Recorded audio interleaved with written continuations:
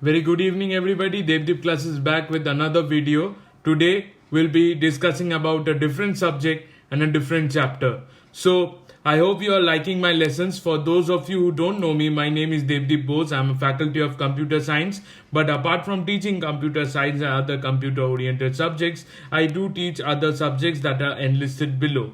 And if anybody wants to reach out to me, you can reach out to me on the aforesaid contact detail that is given below. And important information for those students who have subscribed to my channel as well as who are willing to get in touch with me, I have made a WhatsApp group at the aforesaid number given, that is 7001 049835. At this number, through the WhatsApp group, you can reach out to me for your extensive doubts related to any particular topic, and also the updates about any particular video would be given to the WhatsApp group named Devdeep Classes Online. So I hope you do like the videos and be a part of the WhatsApp group as well as and get further enlightened with the knowledge that I'm sharing with you all. So without further ado, let's get back to our lesson today. So today's class is basically based on geography dedicated to the class 12 students. So I'm dedicating my class today particularly to the class 12 students. Okay. Now we'll be discussing the chapter population composition. As per the CBSE perspective, this comes for 4 to 9 marks. Now coming to what is population composition is all about. Composition means classification, how anything is arranged. So population of, what is population composition? People of any country are distinct basically. They are all different from each other. Now we see that they are basically different from each other on the basis of these different criteria. So on the basis of this different criteria, they are mainly different, that is one being age, another being sex, another being the place of residence. So coming to this concept, then by this criteria, since they are different, so composition of a population is also different at particular different places, because each person will be unique by their age, sex and their places of residence. So they're different from each other. But the other factors that the attributes rather that are important, जो अलग factors यहाँ पे काम करेगा वो है आपका occupation. Occupation यानी कि अगर आप देखेंगे कि occupation यानी कि जो वो इंसान किस एक्टिविटी के साथ जुड़ा हुआ है, यानी कि एक बिजनेसमैन और किसान का कॉम्पोजिशन हमेशा पॉपुलेशन में अलग होगा, because they are of the farmer community, other is the business class. Education, किसान का ज्यादा शिक्षित नहीं होना लाजमी है, लेकिन बिजनेसमैन ऑलमोस्ट एडुकेटेड होना भी चाहिए. नॉलेज भी एक फैक्टर है, कितना नॉलेज है उस इंसान के अंदर imbibe किया हुआ, तो that is another deciding factor of deciding what the composition of a population is. Now तीसरा मापदंड ये है कि life expectancy, the rate of survivability, वो इंसान कितना दिन तक सर्वाइव कर सकता है. That is another important thing, that is वो इंसान कितना दिन तक वो सर्वाइव कर सकता है. What is his life expectancy, the rate of survivability of the person. और अभी जो हम लोग ने डिस्कस किया दैट इज पॉपुलेशन कंपोजिशन, जहां पे हमने देखा कि age, sex, place of residence के अलावा ऑक्यूपेशन के साथ उसका नॉलेज, एजुकेशन, ये फैक्टर्स भी बहुत जरूरी है उसका पॉपुलेशन में कंपोजिशन या क्लासिफिकेशन डिटरमाइन करने के लिए. अब सबसे महत्वपूर्ण क्लासिफिकेशन ये है कि उसका सेक्स, यानी कि gender wise classification. As we all know, सिर्फ दो ही क्लासिफिकेशन हो सकता है यहाँ पे, that is a male female. Now यहाँ पे क्लासिफिकेशन निकालने के लिए हमें जो चाहिए, मापदंड चाहिए, जिसे हम बोलते हैं sex ratio. Sex ratio is basically calculated to as per ratio of male population to that of female population. यानी कि मैथमेटिकली ये हो जाता है ratio of male population divided by ratio of female population. To male to female population का अगर ratio मान ले, वही है सेक्स रेशियो. और सेक्स रेशियो बहुत ही इंपॉर्टेंट है, उसका मापदंड बहुत ही महत्वपूर्ण है. किस प्रकार से महत्वपूर्ण है उसके लिए फिर से एक बार आप डेफिनेशन में जाइए, that is the ratio of the number of main and women of the society.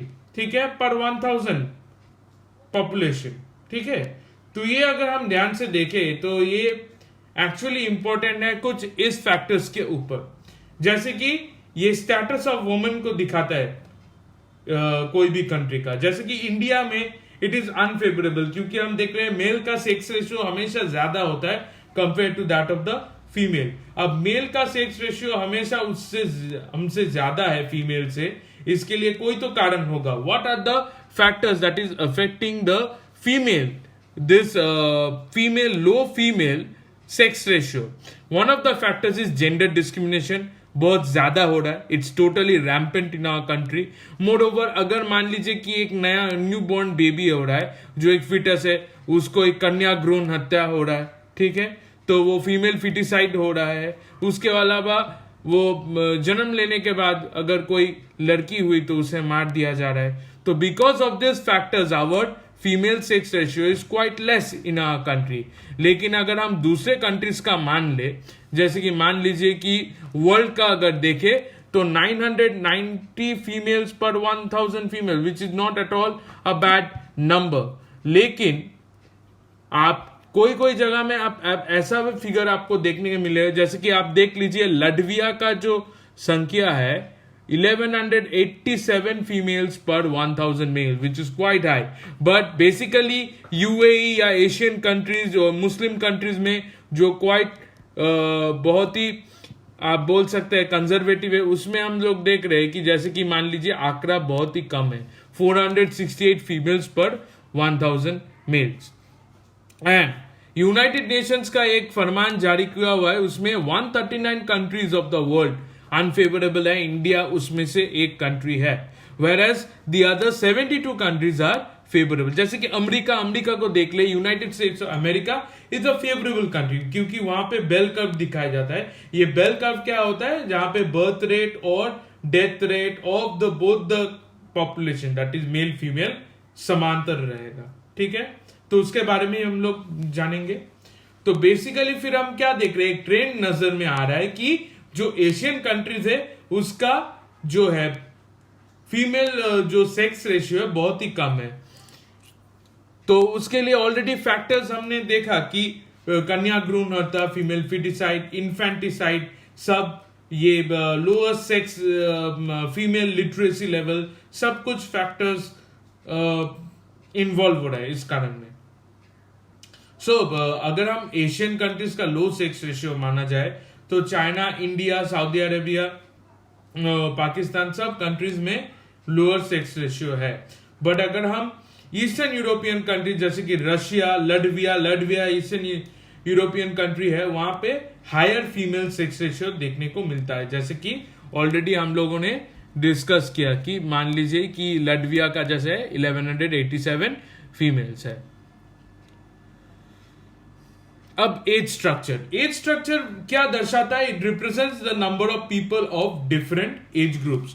तो age structure basically is representing the people और the class of people of the different age groups. यहां पे एक चीज है कि एज स्ट्रक्चर में सबसे इंपॉर्टेंट जो है वो है वर्किंग पॉपुलेशन, जो 15 से 59 साल तक के आदमी को बोला जाता है कि because they will be contributing. Now 15 years is basically the period where you are in the higher school level. After the higher school level you will go on to be a college student. From there your work life is basically starting, because you are the future of the country. तो 15 to 59 years of age basically represent the working population, जो काम कर रहे हैं, देश का GDP and GNP को बढ़ा रहे हैं, gross domestic product and gross national product को बढ़ा रहे हैं। तो that is basically what we say the working population. और एक पॉपुलेशन जो होता है एज स्ट्रक्चर में देखने को मिलता है वो है अपना ageing population, basically those people who are above 60 years of as.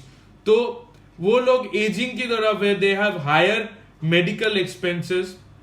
और ये भी आप याद रखिए कि अगर प्रोपोर्शन ऑफ यंग पॉपुलेशन ज्यादा हुआ तो क्या वो इंक्लाइन करेगा, that is the birth rate is quite higher. तो higher proportion of young population का मतलब है बर्थ रेट बहुत ही ज्यादा है, और बर्थ रेट अगर ज्यादा हो गया तो ओवर पॉपुलेशन होना लाजमी है। ये बात भी आप याद रखिए। Now what is 8 sex pyramid? ये बेसिकली हम जो बोल रहे थे कि bell pyramid, this is the distribution of population gender या फिर sex wise. Age structure of male and female population को रिप्रेजेंट करता है द 8 सेक्स पिरामिड. और 8 सेक्स पिरामिड का जो शेप होगा, जैसे कि मान लीजिए अगर ट्रायंगुलर होगा तो वो बढ़ता ही जाएगा एक्सपोनेंशियली, मतलब हर स्टेज में वो फिगर बढ़ता ही रहेगा. That is if the shape of the pyramid is triangular, that means our sex ratio is exponential, हमेशा बढ़ रहा है. ठीक है. और age sex ratio is exponential.